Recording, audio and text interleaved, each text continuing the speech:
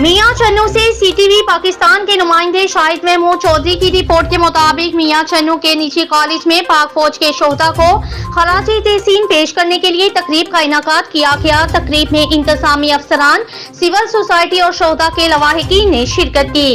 मियां चन्नू के निजी कॉलेज में पाक फौज के साथ इजहार यकजहती और शोहदा को खराज तहसीन पेश करने के लिए तकरीब मुनक्किद की गई।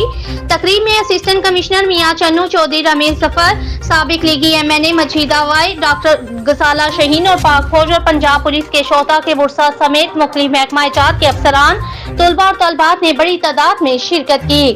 पाक फौज और पंजाब पुलिस के शोहदा के लवाहिकीन का कहना था, हमारे जवानों ने मुल्क की सलामती के लिए जानें कुर्बान की हैं। तकरीब में मुकर्रिरीन का कहना था, पाक फौज हमारा फख्र है, फोर्सेस की कुर्बानियों को हमेशा याद रखा जाएगा।